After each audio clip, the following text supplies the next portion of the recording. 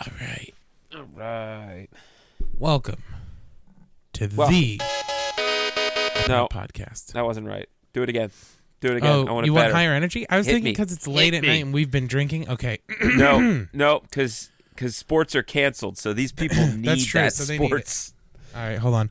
I'm going to back away from the mic a little bit. Welcome to the upNup podcast. No. I spiked. That didn't work either? That wasn't right. You gotta. It's like what your Michigan State football. Come on. The upNup podcast. You got to get the two out of the way. Welcome to the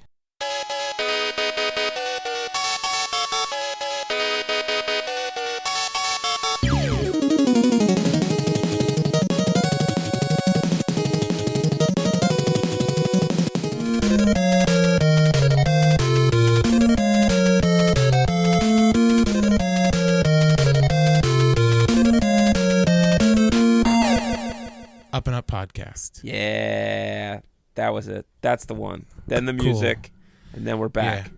Yeah. What is up, Ty? How are you enjoying Coronatine 2020? Woo-hoo, mama.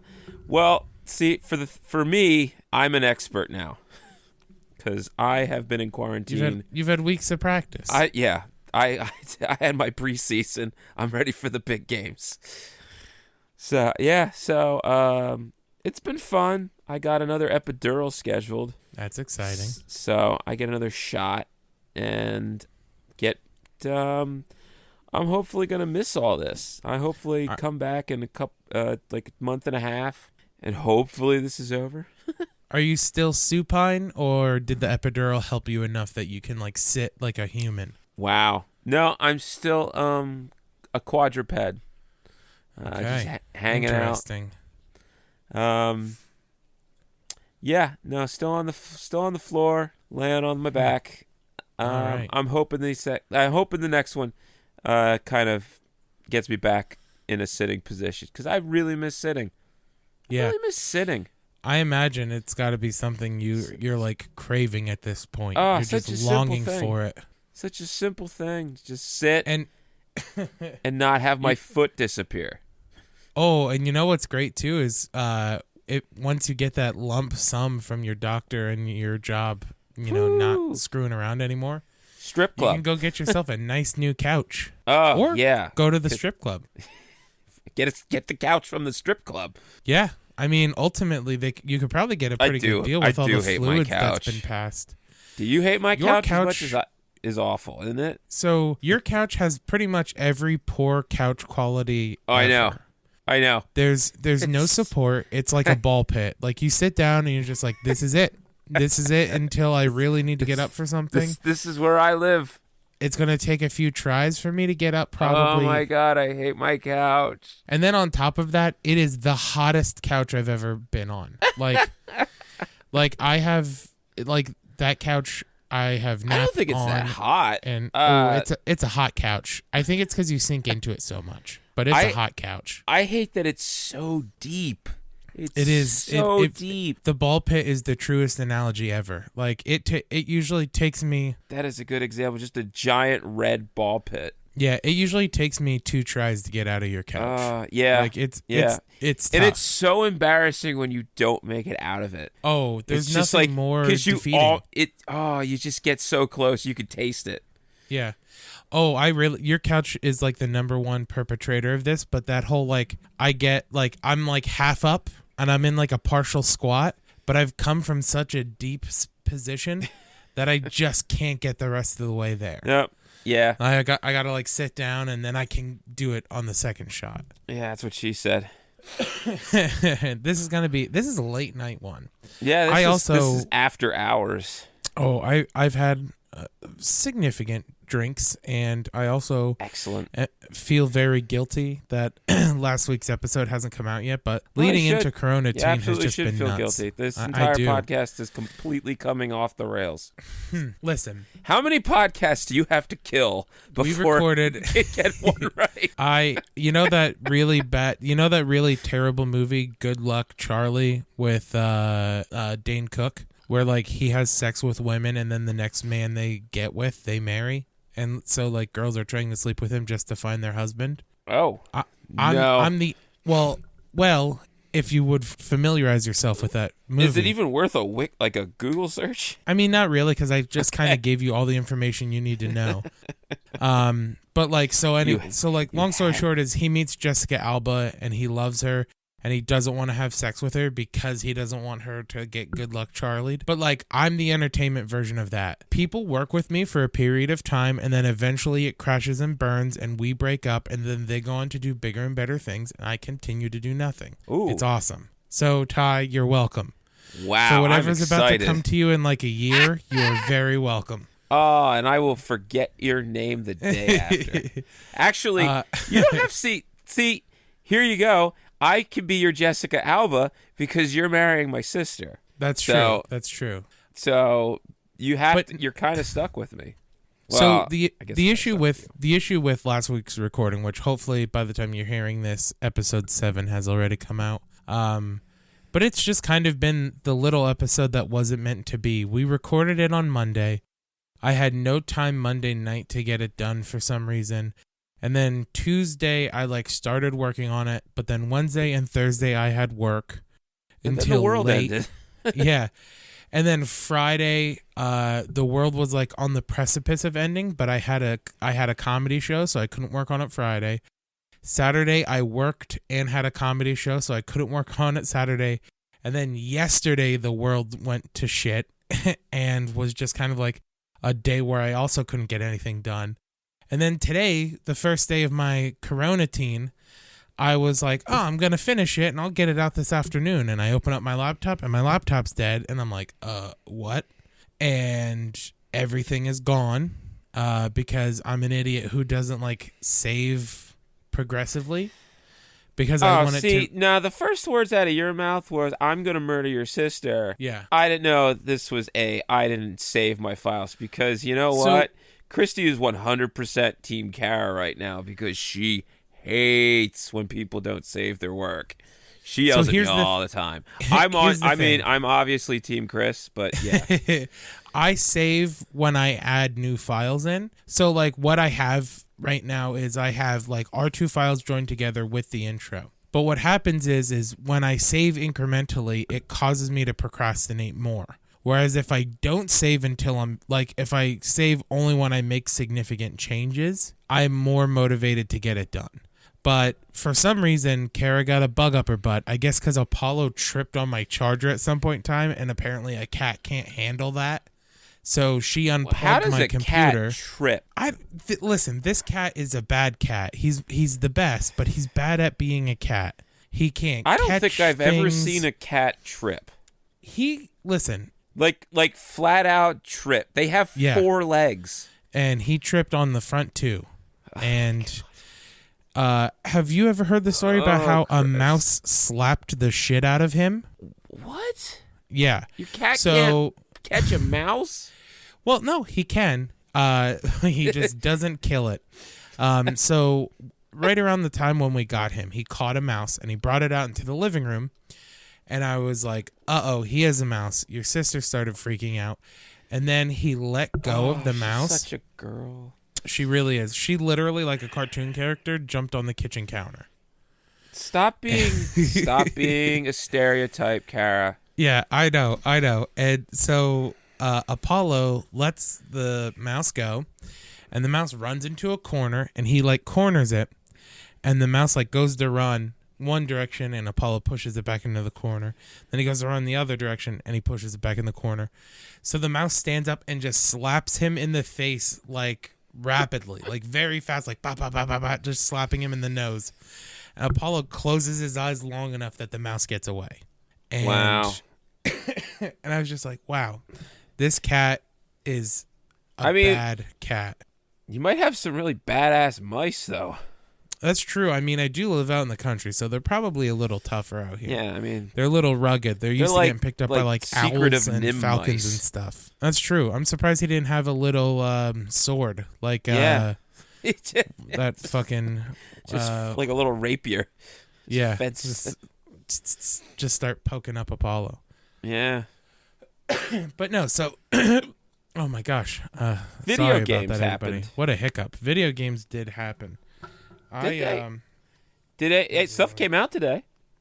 Did you get some new games? Animal Crossing came, or Animal Crossing? Is that what it's Animal called? Crossing did come out today, and I did get it. Is that a game that you like? Is that a thing? So here's What is here's Animal my, Crossing? Because here's the thing, it's getting tens, and I'm a connoisseur of video games. I know nothing about this game, but a 10 appeals me. Like a game that gets a 10, feel like I might have to try. But what the fuck is it?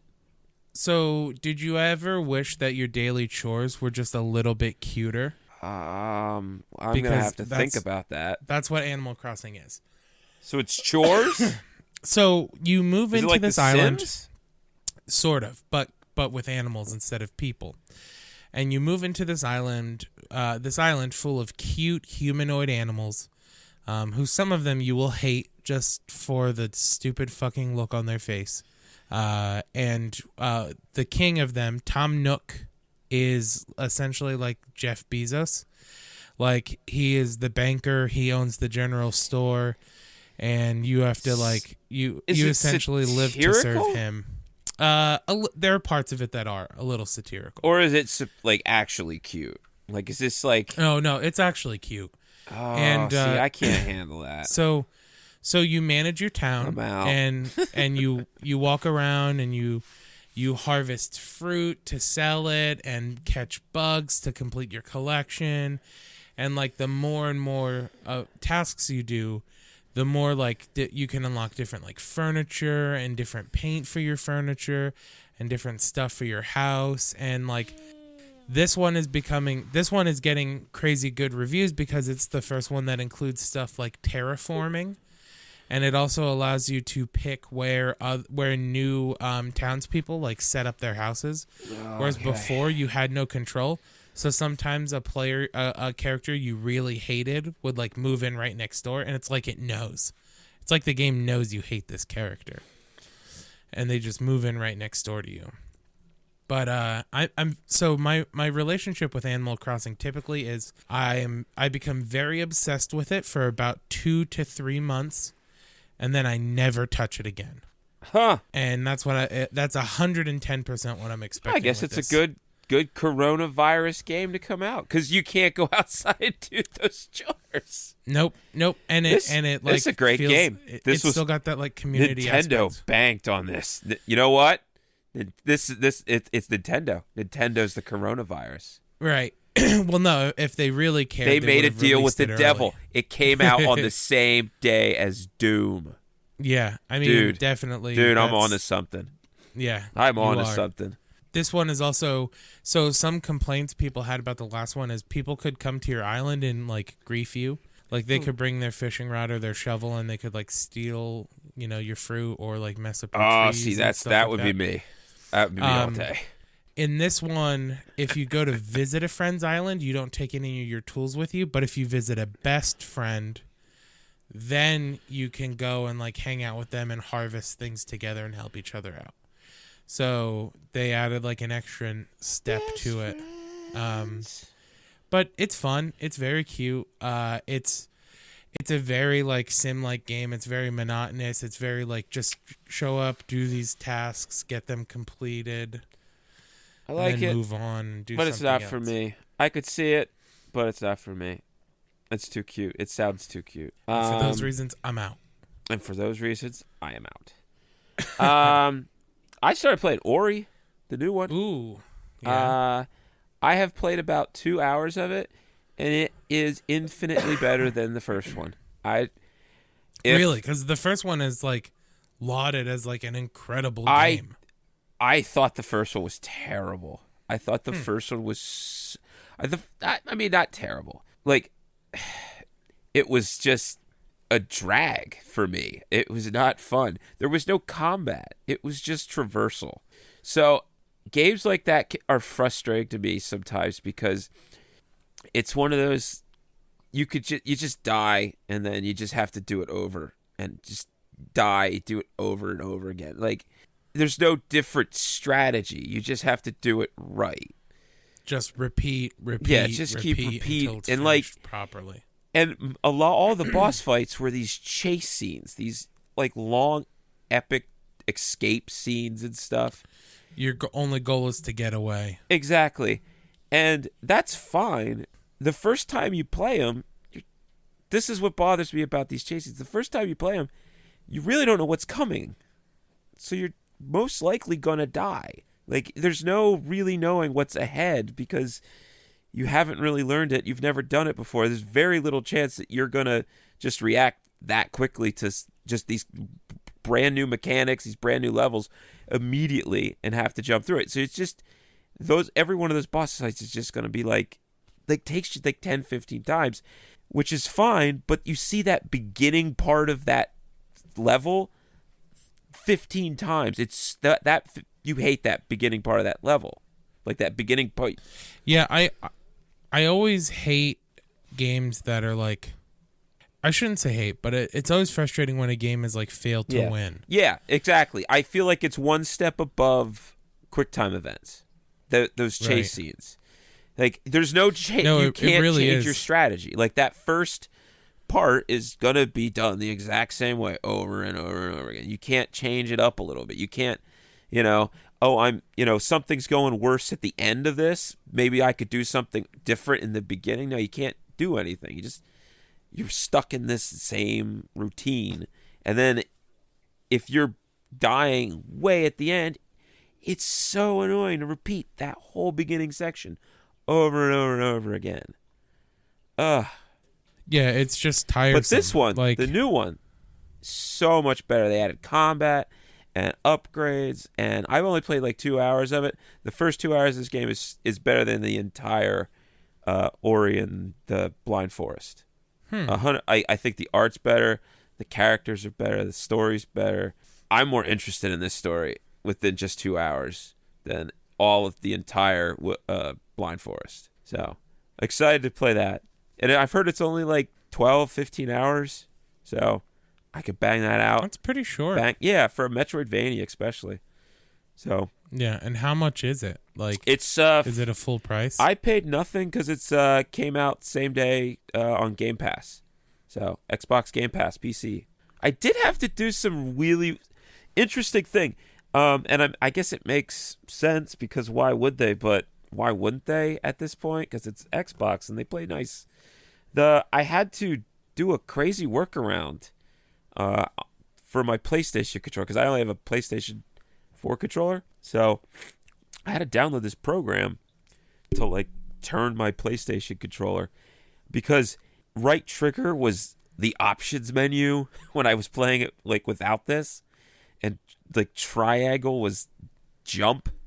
And it was just like, no, no one could use this scheme. I think the options menu was like usability. Like, for some reason, it was just load the weirdest scheme, and you can't change it. So yeah, that's very odd. Had to do some weird workarounds, get the third-party program. But ever since I downloaded it, it works fine now. It plays just great. So really enjoying it. Art's great.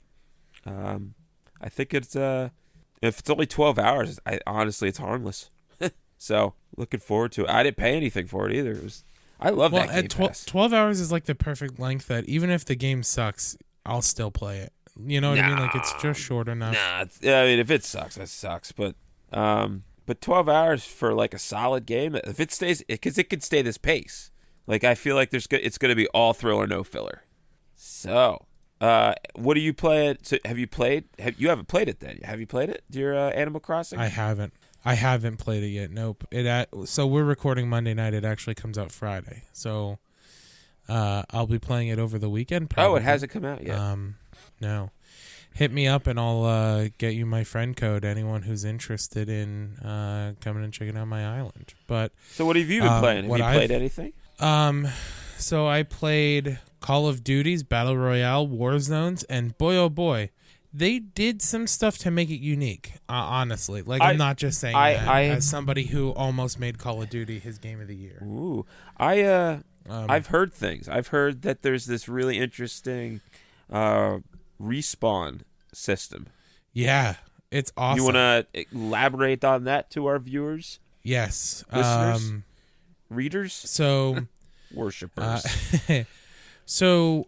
When you are playing Warzone, if you die, you get taken to the gulag. So you wake up. The and you're gulag? in like this. That's what it's called. Spell this. Gulag. Gulag. Yep, like the German gulags. Okay. So when you get taken to the gulag, you have nothing on you, and you can stand there. And if you and a teammate die at the same time, you can actually help them because you can like look down and watch the two people in the arena fighting at this time. So like for example, when I was playing with my friend Andrew, I was like calling out where the enemy was coming from to help him, beat him. So it's 1v1. You get a pistol in your fist, a flash grenade, some sort of lethal grenade, and that's it. And if you defeat your opponent, you get respawned in the game. And if you lose, you're dead. But if your teammates build up enough cash in the game, they can actually go and pay for you to get respawned. So they can like bring you. So it incentivizes you like not leaving as soon as you die. Like in Fortnite, like when I played Fortnite, the minute I died, I would quit and start a new game. Yeah. Whereas with this one, as long as you have so teammates it's a little alive, Apex there's no Legends incentive. Respawn. I like that. Another feature that they do that's really cool that I'm not 100% certain if Apex did. I don't think they did. But when you're dead, if you're observing your teammates, you can still mark things through the minimap. Yeah, I don't think you could do that. So what I would do is, if I was dead, I would just sit there with my minimap open, and anytime a red square would pop up from somebody firing an unsilenced gun, or anytime somebody like drove a vehicle, I would throw a quick little ping on them for my teammates. So they were able to like keep track of stuff. Nice. I mean, you could do them when you're down. You could ping, right? But you couldn't do it when you were like knocked. Right. And is that the correct terminology? It might be the other way around. But no, I really really enjoy it. It's fun. Yeah, I think I might try. It's free, right? Yeah. Yeah. So I might try. I might download that. Because I know I got another buddy that plays it. I have to figure out if I could play laying down. That's going to be weird. I think I can. Yeah. So there's also some cool stuff in it too. Like you get loadout drops, but instead of them being like random things, if you get to the loadout drop first, you get to pick one of your pre-made loadouts. So like it rewards you if you're like a regular Call of Duty player as well. So like, for example, like early in the game, I found like really poor weapons because of where we dropped. But then we hit a loadout drop really close nearby. So I just ran over and like picked my preferred multiplayer loadout, and then was just like set for the rest of the match. Interesting. And it's also 150 people instead of 100, which doesn't sound significant, but the map has to be a lot bigger for that reason.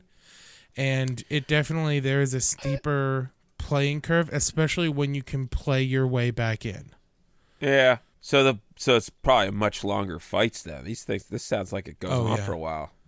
Yeah. That's cool. I think in like an hour we played 2 matches. That's interesting. I like that they went a different way because like PUBG was like this, that was the standard. And then Apex went and then like Fortnite and Apex went faster rounds.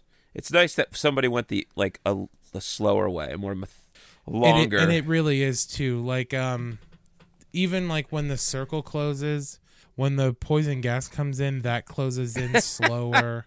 I love that they always have to get creative with the thing. Okay, I need to throw some love to a game that died way too early, and people make fun of it if they remember it.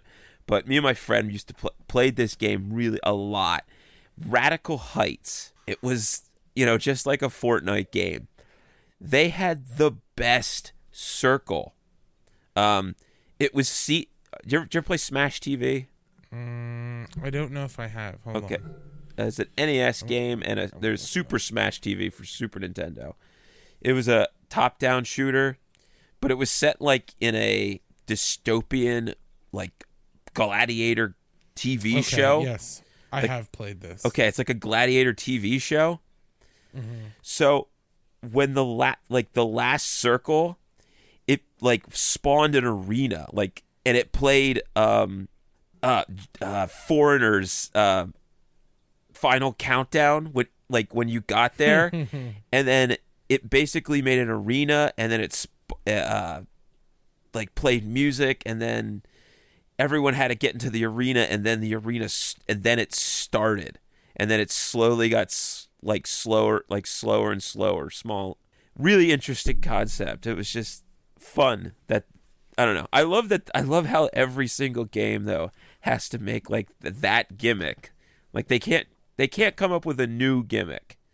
It always has to be just a shrinking ring. Yeah, I mean, there's really no other choice. I think they could be choices like the game's named after the movie Battle Royale. Like, why don't they do it like Battle Royale? Like quadrants just get blown the fuck up, and then just like have it more and more quadrants, but still like scattered all over. It's not like they're all, But I guess eventually they all have to meet in the middle. But it doesn't have to be a circle that just gets smaller. It's just weird.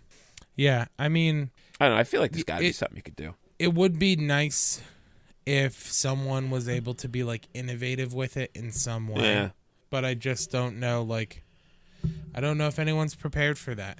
Like, I just don't know. Like, yeah, it would be cool. I feel like the genre is kind of on cooling down too.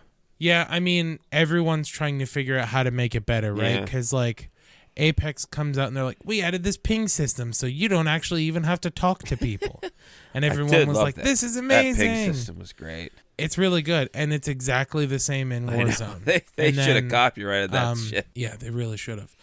Oh, there's another game mode too called like I don't think it's called Payday, but it's something money related. So this is all like a money based one where you're trying to be the team that ends with the most money. Oh, so okay. there are like little submissions that happen within the game, and then you can pick up money from supply chests, and you also get money from killing opponents. Like when you kill somebody, they drop all their cash.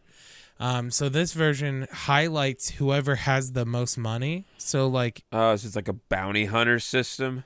I like it. Mm-hmm. But then there's also ways hidden throughout the map for you to like ditch the money. So like there's one there's one special item where it's a balloon that like takes your money away, a certain amount of it, so it like protects, so you're like banking the money and trying to just end with the most. Okay. Or you can call in a helicopter to do a cash drop, but it lets everybody on the map know that you're performing a cash drop, so they can like swarm you and blow up the helicopter and take all the money. Or they can kill you before the swap is made. Like, there's lots of really cool ways for you to, like, try to come out on top cash. Or you can win the game completely, like, without killing somebody. Like, just keep doing the missions that pop up. I like that. What's this game called again? Warzone. Call of Duty Warzone. I might have to put And one thing that they did that was super nice is that if you have Call of Duty, one of the updates, you just automatically got the game. So, like, I didn't even have to go install it. I was just like, oh, there it is. I have it already. Look at that. Oh, I could play it on PlayStation, too? It's probably terrible on PlayStation. What do you play it on? That's all I play it on. You play it on PlayStation. Is it cross-platform? But it is cross-platform. So you can, like, I was playing last night with friends who were playing on, one friend was playing on PC and two of us were playing on PlayStation. See, I don't know if I'd be able to play on computer. I think I could. I feel like I could. It's fun. Might be tough. Man, damn my crippled ass. Hop in a couple. God damn it. I'd hop in a couple matches with you. I'm not very good. Well, I would not be very good either. What sucks is I wish being good at multiplayer translated, because I'm pretty good at multiplayer, but it does not translate well at all to Warzone. Well, like in the slightest. Oh, I gotta download Blizzard. I gotta go through Blizzard. That sucks. Blizzard. I don't even know if I have installer anymore. That might be enough of a deterrent, honestly. Yeah. Wow. And it's like 100 gigs. It's a huge game. Oh, It's it like big? it's ridiculous. It is big. It's ridiculous. It is absolutely absurd. Fascinating. Well, I might give that a try. I really liked Apex. I really liked that game. I thought that was a really good game. I mean, I fell off it hard, but yeah, same. But when I was into it, I was really into it. But yeah, I played that, and then I got back into Smash lately, and found out I'm a Banjo-Kazooie main, and I never would have expected it. Wow. Yeah, it was crazy, but I was really kicking butt. I shouldn't say I was kicking butt. I was better than typical with Banjo-Kazooie. But it's my favorite video game of all time, so really kind of helps. Yeah, Banjo-Kazooie is my number one. Nothing beats it. Wow. Which is actually a good segue into the topic we wanted to cover today. Humor in video games. Banjo-Kazooie is, I think, one of the funniest fucking games that has ever been made. Oh, have you played it recently? Still. I have. Have you? Like within a year or two. Huh. What do you like about it? I've never actually played it. It is. Never really? played it. It's very self-aware. All right. I like when the games are self-aware. It honestly, the humor in it reminds me a lot of like the Shrek movies. Like, clearly it's a kid's game. However, if like your parents are sitting there watching you play it, there's jokes that are in the dialogue for them. Playing it as an adult, there are jokes that I definitely missed as a kid, like euphemisms and various other things, and the dynamic between the characters is like very well done. They feel like full. That's one thing I think one of the things that pulled me to Rare games was how fleshed out all of their characters felt. Like, everyone had a personality, everyone was unique, and they all had a unique relationship with each other as well. And they all had to do it basically by just going. Yeah, lots of reading. I think Banjo-Kazooie and Donkey Kong 64 actually kind of helped me be a stronger reader when I was in school. I would read the dialogue boxes. Like, I didn't just skip through them, and I loved them. I thought they were super well done. Very funny, fun to play. I mean, from the lowest of the lows, like the fart noise when Kazooie shoots an egg out of her butt is just the best. Wow. Very, very simple stuff to like actual like dialogue exchange between characters. Like, there's this mole character who was like your tutorial guy, and Kazooie just was so mean to him, and it was very funny. It reminded me, it kind of the dynamic that Kazooie had with the mole reminded me of oh my god, who's the HR guy from the US The Office? Oh, Toby. Toby. It reminds me of everyone's like relationship with Toby, because it's like, he's not a bad guy. He's just trying to help. Everyone hates tutorials. You're so, yeah, absolutely. And it was just like, And okay, so I can imagine this was probably done. Like the first game that really did that then. Oh yeah, like, I mean, as far as I know. I mean, I'm sure there's others, but like of this popularity. So that, I guess, really led way to Conkers then. Because it was it the same team? It is the same team. Same, even like down to the Grant Kirkhope who did the music. Yeah, well, that's what I thought we should talk about today on the episode, considering everything is awful out in the world of the corona. So I thought we could talk about, and since you are a stand-up comedian, I thought it would be great to have a week of you, since we had a week of me with all my cryptids. Oh, we have a week of you, nice, and we just go through some games that are some, because I feel it's honestly a genre of that's not really there. I always, and I think it's just because jokes are hard to hear over and over and over again.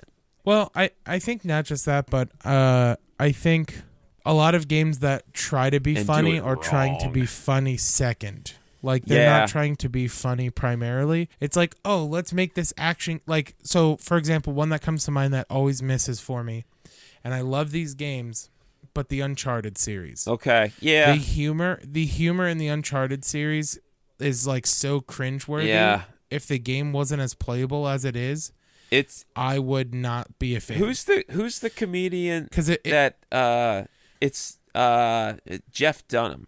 It's like Jeff Dunham is basically has his ass up all four, like Sully's ass, and is doing a puppet joke. Like it has to be Pete. It has to be family friendly. But really family friendly. It honestly, it reminds me of a USA original series. That's how I would consider the humor in Uncharted. It is a USA original. And yeah. Oh, no. Like it's fine, but like that's an example of a game that like some people find it funny. There are definitely points where like I see what they're going for there, but it's just like they're not fully committing to it. They're just like, oh well, there's a lot of dialogue, so we got to add some humor. Here's another zinger. I just destroyed thousands of dollars worth of ancient artifacts. Whoopsie. Yeah. But so like games that I think there are some games that set out to be humorous first and foremost though. So like WarioWare is the first one that came to mind when you brought this topic. This is a game that I'm not familiar with, but it's just a series of mini games, right? Yeah, WarioWare. Where's WarioWare for Switch? I know. Come on now. I know. I want it so fucking bad. Or a mobile version. Give me WarioWare mobile. Yeah. You know what I mean? I feel like that instead of Mario Kart, why not? Yeah. Because they went with Mario Kart. WarioWare is the quintessential toilet game. It is like I am gonna go take a shit. I'm gonna put in WarioWare and I'm gonna play it for 15 minutes and see how far I get. It was the game that started the trend of me having to have my cell phone with me when I poop. Like, wow, but it's so funny. There's a lot of information. This is great. But like, it's what it was made for. It's a very funny game. It's very clever. All the mini games are like so unique and quirky, and just like there's humor just in like the artwork. It's not just funny because you're picking a guy's nose, or trying to make him sneeze, or shaving a mustache, or whatever the case may be. Like, it's funny in itself, which I really appreciate it trying to be that in a game where it doesn't have to be. And also, you're only giving them like 3 to 5 seconds to be funny. Like, that's crazy. Oh, that's good. That's fascinating. I like that. I've never played it because it's what, DS? Yeah, well, it was Game Boy Advance was the first one. Oh, okay. So it goes back that far. Yeah, and then DS. Super good. I think a lot of the Grand Theft Auto games also have like humor in the front of their mind. Yeah, see, that's another one of those ones that I would like lump with Uncharted, but in a more I don't even know, like a grittier, Well, I version think of Undertale, I don't even know what would Uncharted. Uncharted. What TV station would they be? Oh, they're like it's Comedy Central, like hands down. It's there you go. GTA is the same sense of humor as South Park. Like I think South Park realized, but not as funny.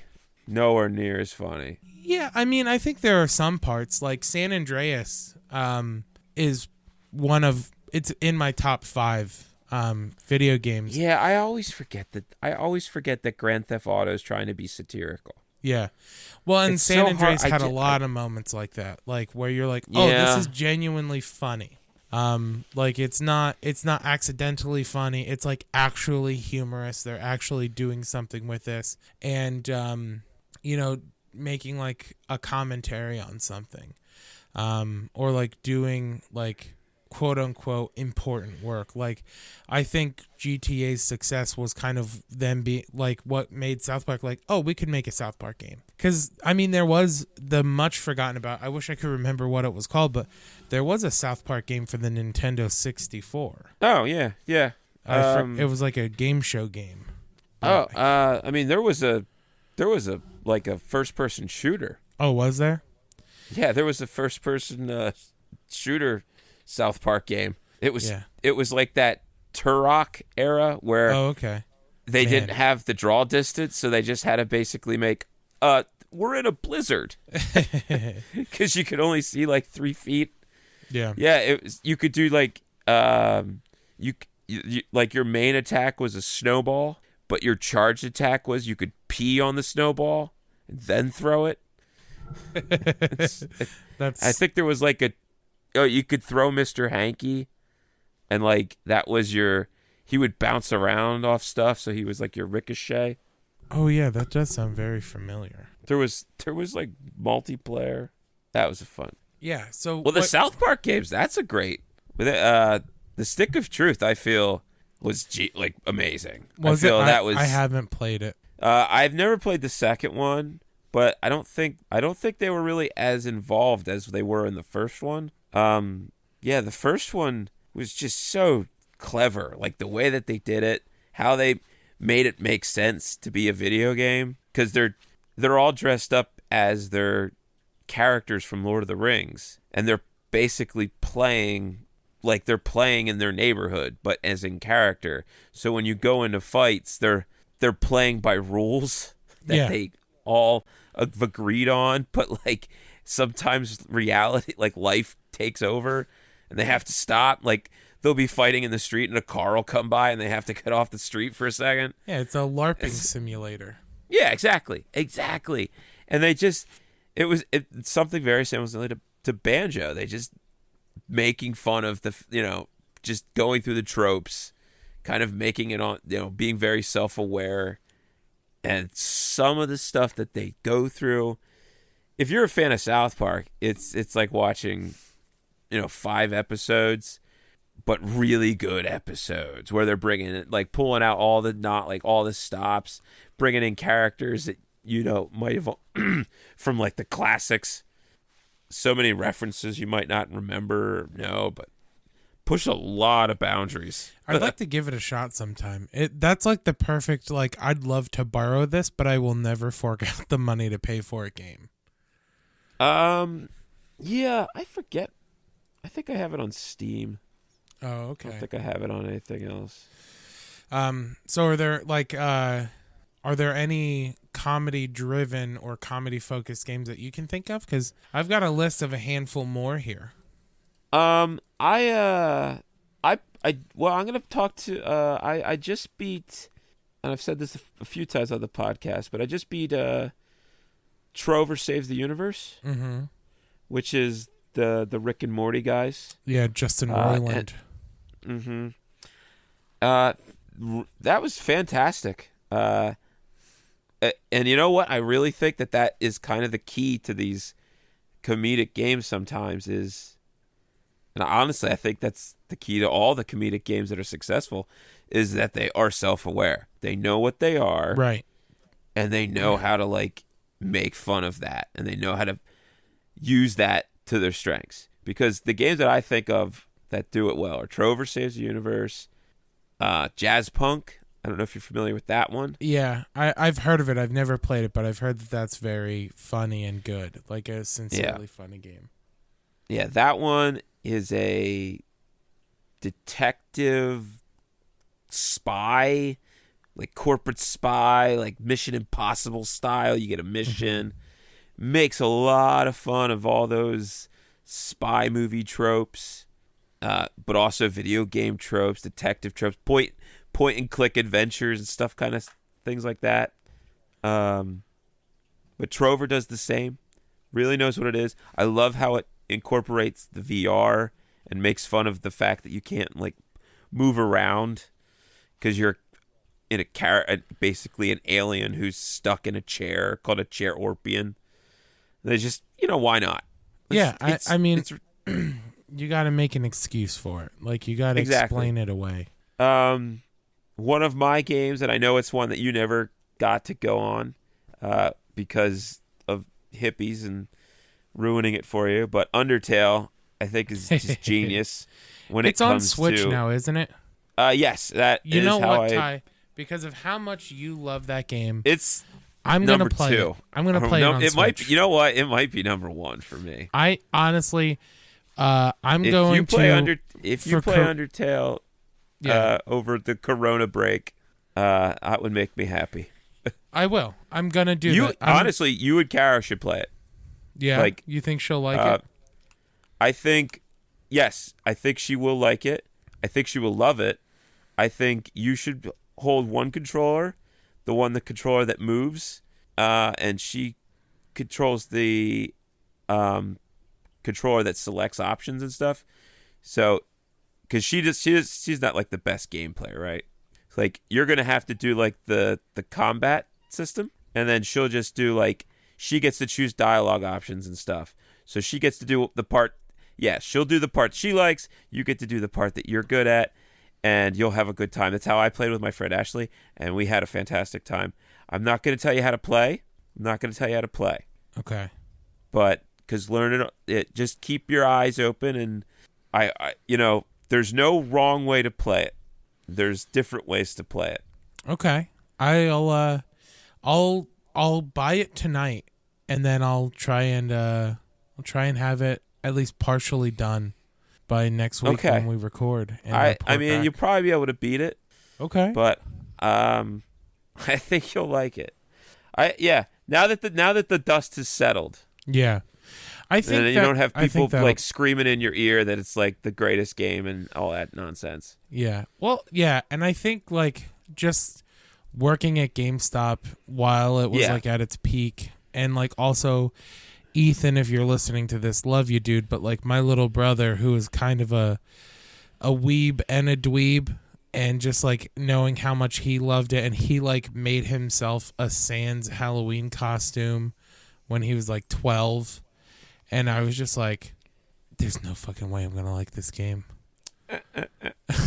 But I'm gonna give it a shot. I'm excited, honestly, because I trust, again, not to say I don't trust my little brother, but like I definitely trust your opinion more than I do somebody when they were 12. I had lots of terrible opinions when I was 12. Fresh. It was so fresh. A game that has the graphics of Earthbound can make you laugh. Yeah, that's interesting. Honestly, Earthbound was great. Earthbound. What a great game. What a great game. Yeah, man, talk about a game that's got some comedy in it. In a time, especially in a time that has to like, where it was Japanese translations that were terrible. Yeah. Still landing. I think that certainly helped. With the humor is the like semi-broken English. Yes. But the Ratchet and Clank series was another one that I thought was. I never played those. Honestly, here's what's hard about them. I feel is that they came out with like a new one, right? That's kind of like a reboot, sort of. Yeah. Can I just play that one? I tried. I think if you've never played any of the other ones, you may be able to give it a try and see how it is. For me personally, it didn't hit because it felt like, oh, I've done this before. So it was like for me, it wasn't as big as it was when it first came out. Whereas when it came out on PS2, I had all of the Ratchet and Clank games, and I beat them all probably 3 times, if not more. And I just loved the story. The sense of humor was really, really good. And one of the things that I loved about it is so many of those PS2 era comedically driven games required, like, there was a non-verbal protagonist and then the sidekick who does all the talking that was funny. Like your Jack and Daxter games, and like it just felt like there was a lot of them. Whereas like Ratchet and Clank both spoke and were both very funny in their own right. And it was almost like Futurama-esque, like the sense of humor and like the way like Captain Quark reminded me a lot of Zaf Brannigan. Yeah, that's the big like superhero guy, right? Yeah. Okay. Yeah, and like I really, it looked always fun. Never got to try I really, really love them, and I thought they had a very solid sense of humor. like very funny and like very well paced when it came to the comedy and stuff. And you have like the main character who's like this kind of this dumb but like powerful and like strategic guy, and then you've got his sidekick who's like this British robot essentially. Ooh, I didn't know it was a British robot. Yeah, he has an accent, and like he's very like dry and funny and like critical, and like they like a lot of the humor plays into the like him giving statistics or like saying something is a bad choice, and then Ratchet being like, yeah, I know that, like, you don't have to tell me, never tell me the odds, kid. Yeah. Yeah, like that sort of thing. But I feel like this generation of gaming doesn't have the like intense, like there's not as many attempts at sense of humor in games. Whereas like the PS2 and Xbox era, yeah, I feel like they were just like throwing spaghetti at the wall. There was a lot. There was a lot. You have all There's of the bad ones. All of the Simpson games were like solid attempts, but you're riding the coattails of an intellectual property that's already very funny. So it's easy to be funnier in that format. But then you have like Destroy All Humans, which like was a miss in my opinion. Like I did not think that did humor as successfully. Yeah. I don't. There's a cult following behind that game. I think just kind of like a mediocre sandbox game where you get to blow shit up. But some some weirder ones that I have on my list though, like for consideration is Lollipop Chainsaw. Did you ever play that? No, is that who is that? Pseudo 51? Is that no? No, I don't. Hold on. But yeah, I know. It's her like boyfriend is a head. Yeah, or something that she carries around. Yeah. Yep. I heard it was kind of a terrible game though, which I think hurt it. So looking it up, it's got on GameStop, it's got a 4.3 out of 5. Its Google review is 93% of users like the game. Yeah, but how many of those are like 14-year-old boys? Yeah, that's true. I mean, that was what I was going to say about it though, is like you have to get past like how horny the game is. It knew its market. It knew who it was selling to, and it was just like, fuck it. So it's looking like it was Kadokawa Games and WB were like the developers were Grasshopper Manufacturer.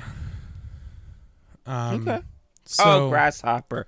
It's the Travis Touchdown guys. Yes. Which No More like, Heroes. Hindsight. I'm excited for that. That's a funny game. Oh yeah, No More Heroes is hilarious. Like I remember, so I had never heard of No More Heroes. But then one day when I was in college, it was like over one of my breaks, and I was staying at my mom's house, and my brother was playing it on the Wii, and I was watching him play it, and I was like, this game is actually very fucking funny. Yeah. What is both this? Both of them are. Yeah. I beat both of them. They're really good. I enjoyed them. I'm excited for the next one that comes out. I'm very excited for the next one. Oh, they also made that game Let It Die. Yeah. What?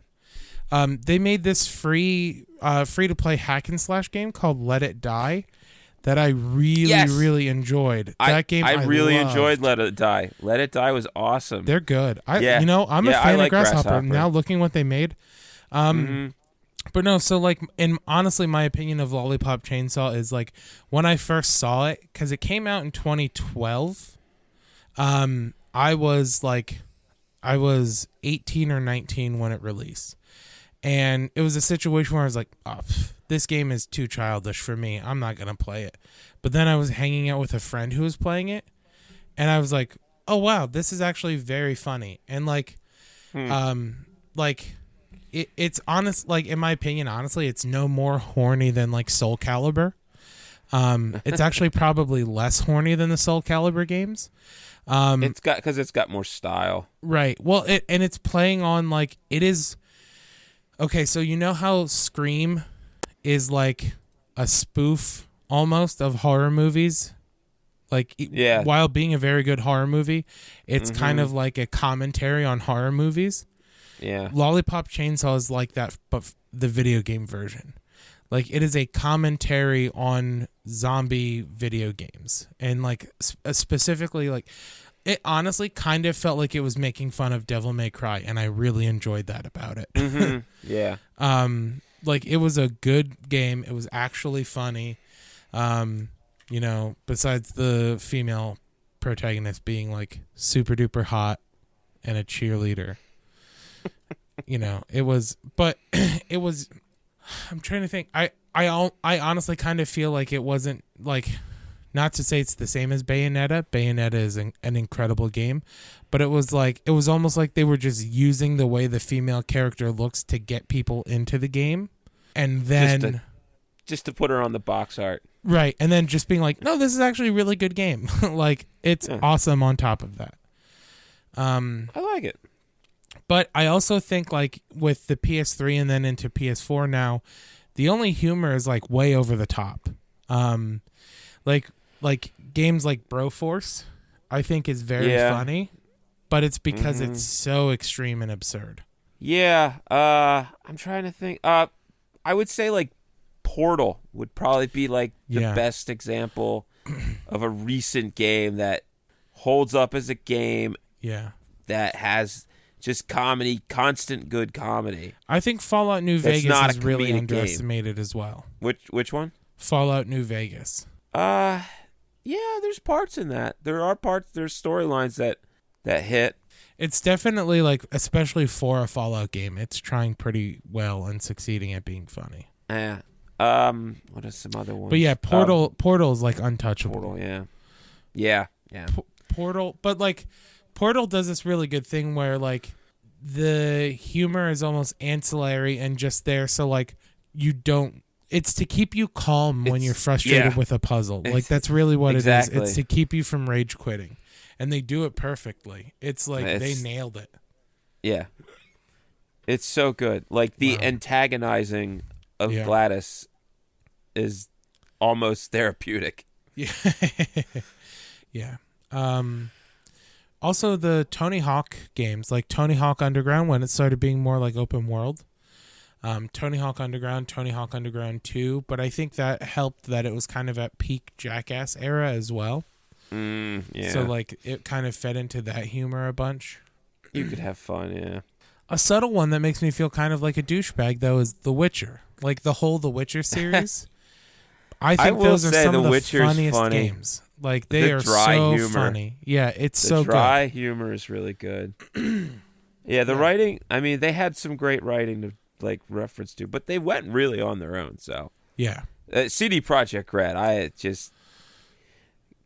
the crunch, artists crunch. So, what a company.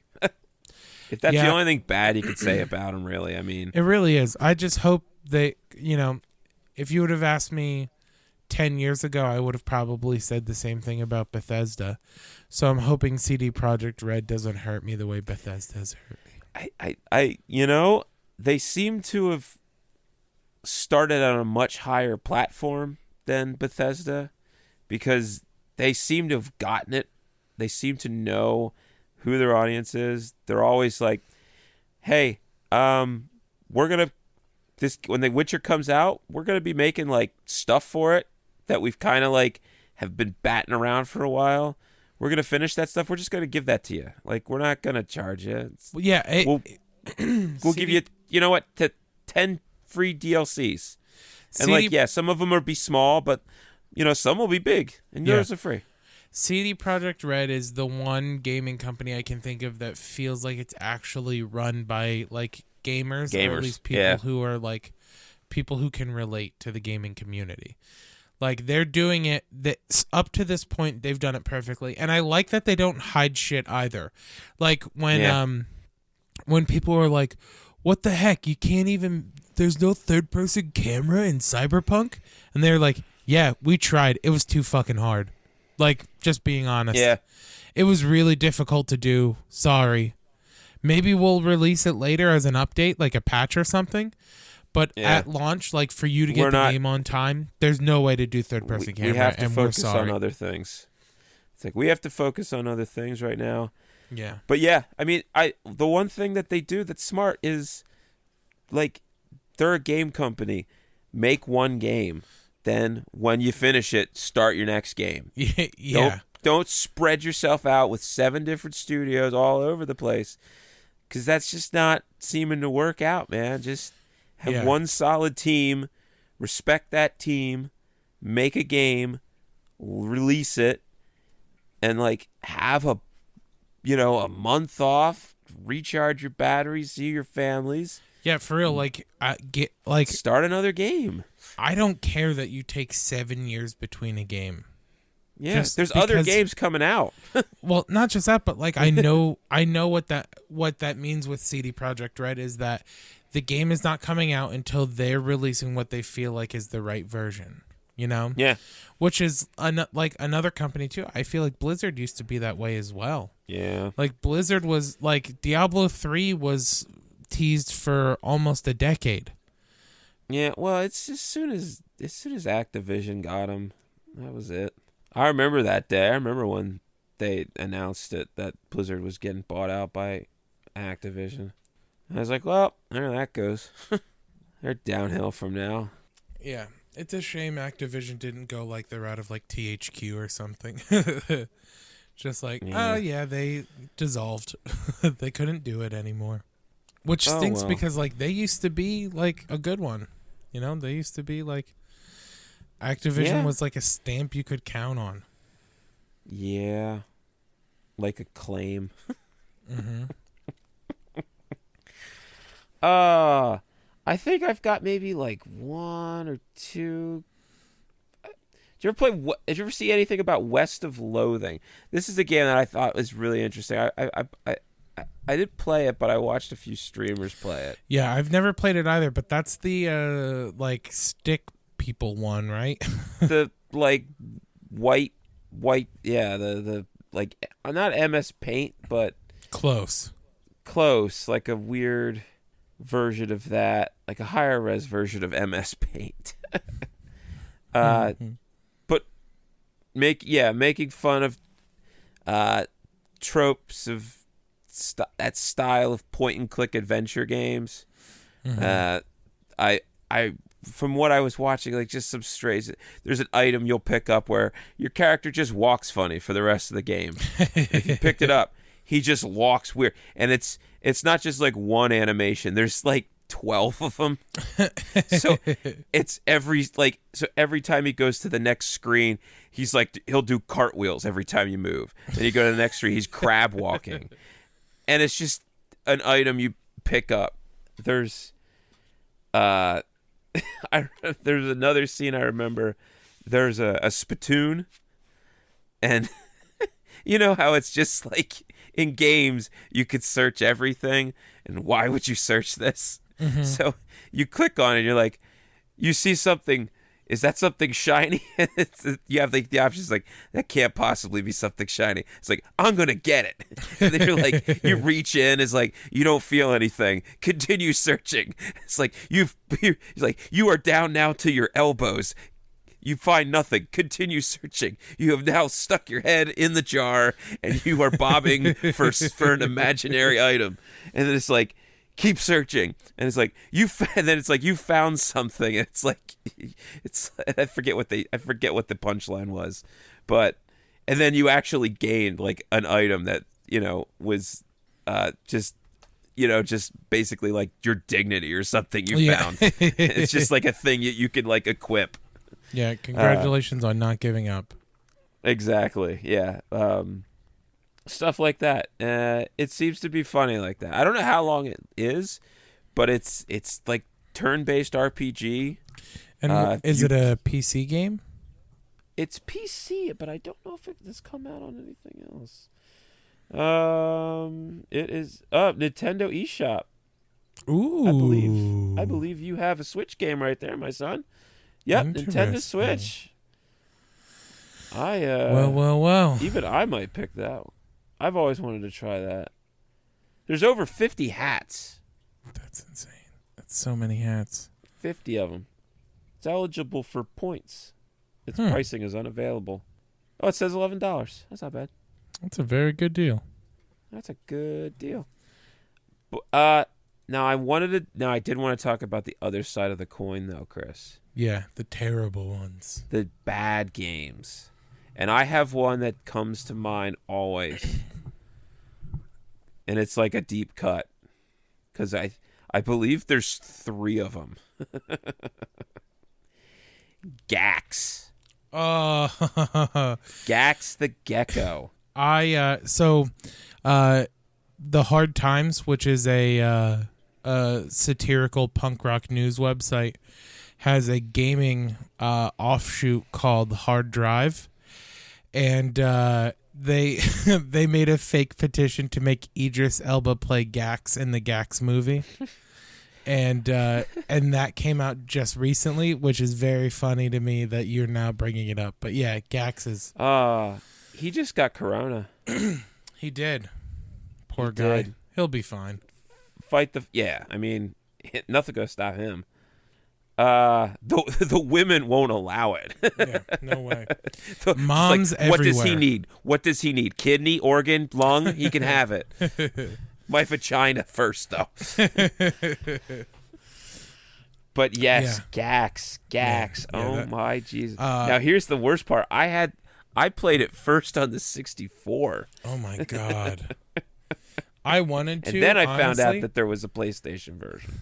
I wanted it so bad, and it's like the one video game that I'm glad of all the games my mom ever denied me because of us being like broke, I am happy that one I never received.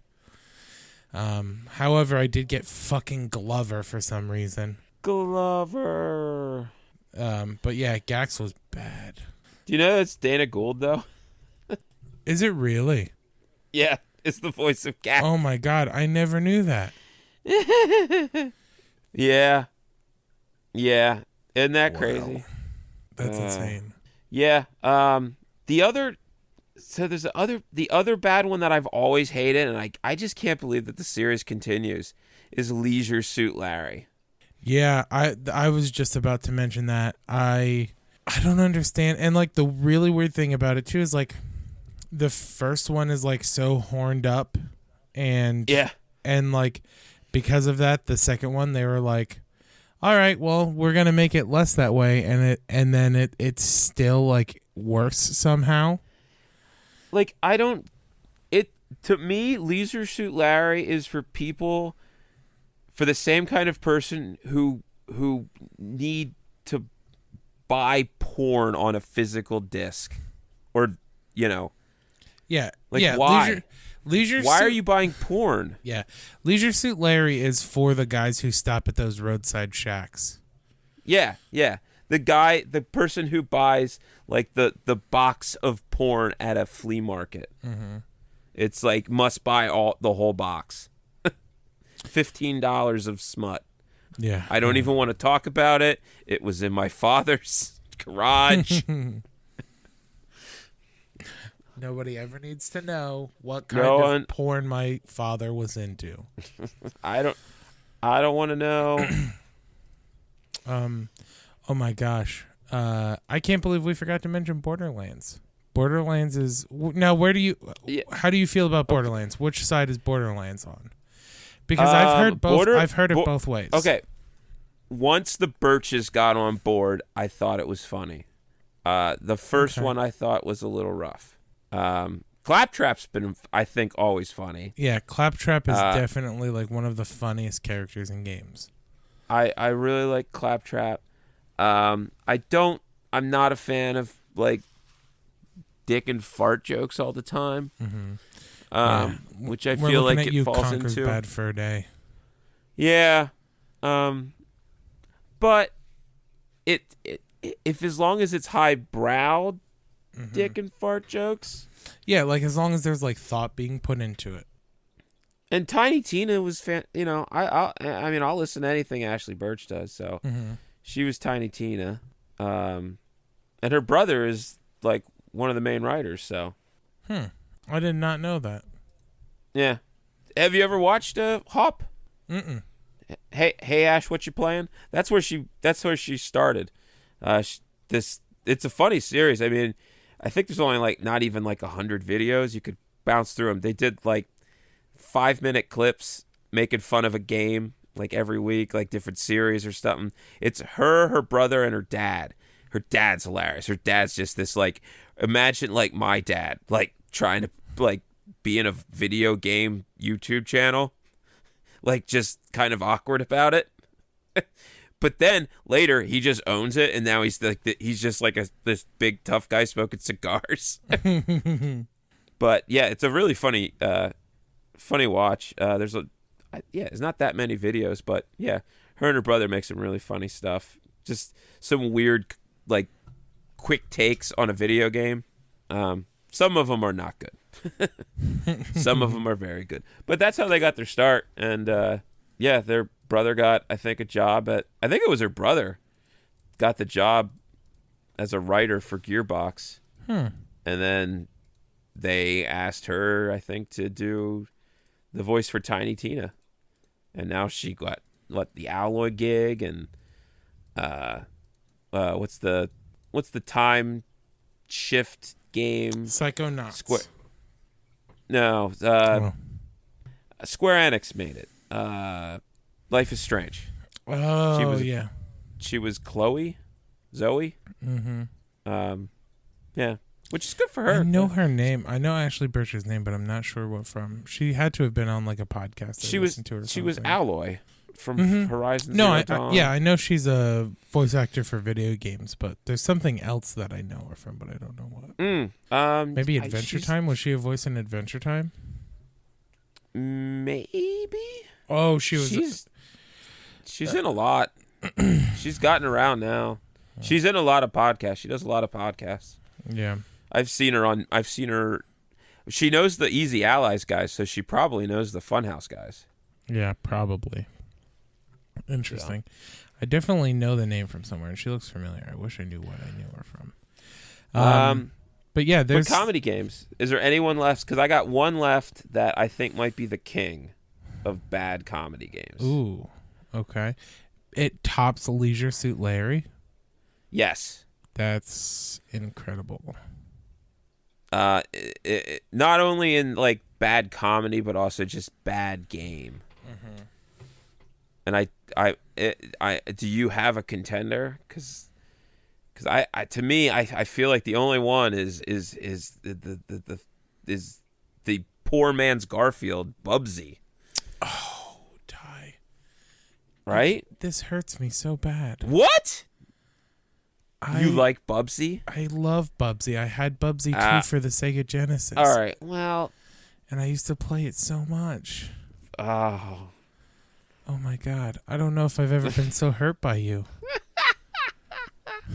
Who likes Bubsy? Oh my God. I love Bubsy so much. Well, podcast over, guys. We'll see you. Wow. What a way to finish. Well, good. I'll take my my bump. Who wants to make me president of something? And Chris, you can go back to the gutter. Yeah, I told you. Good. Happens. It's inevitable. Who would have thought I'd be the one that killed it? Yeah, right. I mean, there's lots of bad humor ones. I definitely think Bubsy is bad, but it's just nostalgic for me. I guess. Okay. I don't like games that are funny. So like Octodad is an example of one that like I like the very obtuse controls. But the humor is like non-existent in that game for me. Like I think the humor comes from the game.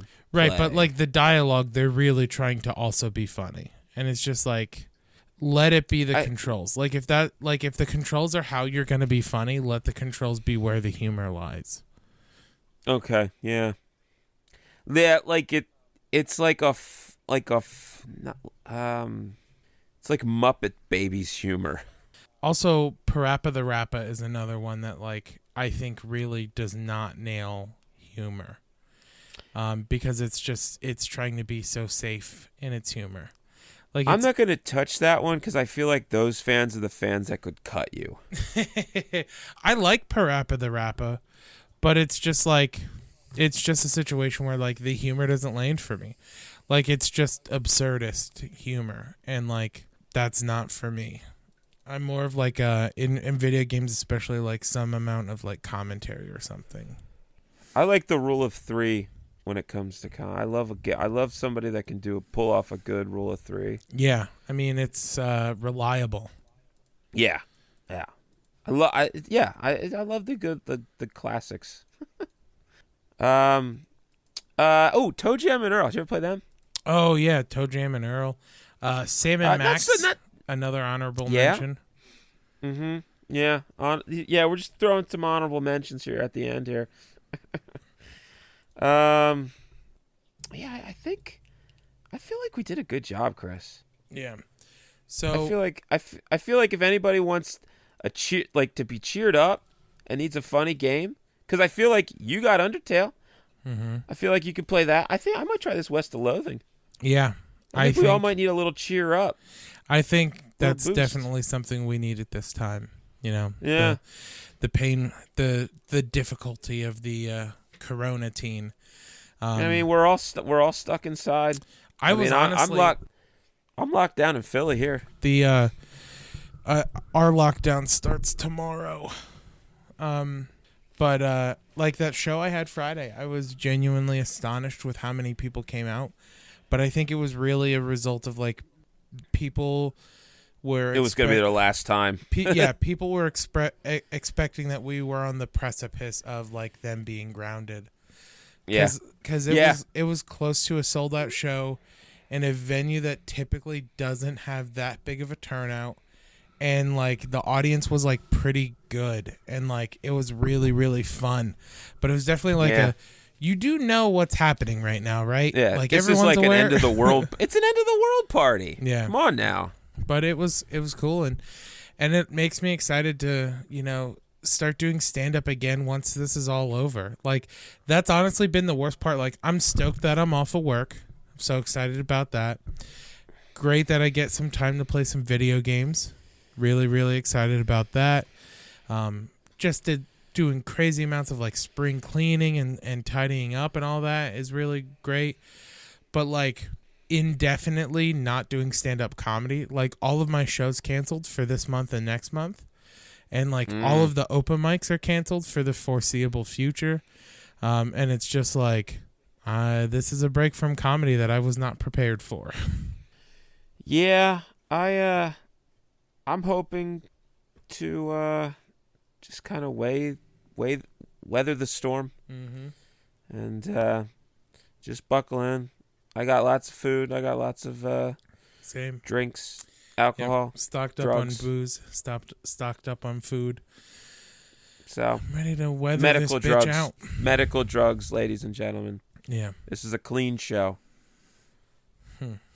It's Vicodin, but it's prescribed. So suckers. All right. Well then. We forgot our winners. If you made it this far, winners. Congratulations. Way to go. Yes. You stuck with us. You stuck with us. Can't believe you're still here, honestly. But I'm happy you are. So for those of you who haven't been following us, and this is your first episode, lucky you. But we have a contest. Yeah, you tuned into a great one. Contest to win 3 signed copies of the book Chasing American Monsters. Autographed by who? Autographed by some guy who did the illustrations. Let me get his name quick here. Ty Derek. I think I'm pronouncing that right. Okay. By me. And we're going to give those away to some of our uppers who decided to like us on some of our social medias. Yeah. So, we're giving away 3 total books, right? 3 of them signed. All right. So the winners Three are lucky people. That's terrible. I'm cutting that. I don't know how to get out of this. Chris, buy time. We just buy have me time, Chris. so many likes. All right, everybody. So we picked our 3 winners for the copy of Ty's book, and they are. Can we get a better drum roll, this please? I'll do it. At Homeless Wizardy on Twitter, at Tim Canesbauer on Facebook, and Bill Russum on Facebook. So I will reach out to you guys.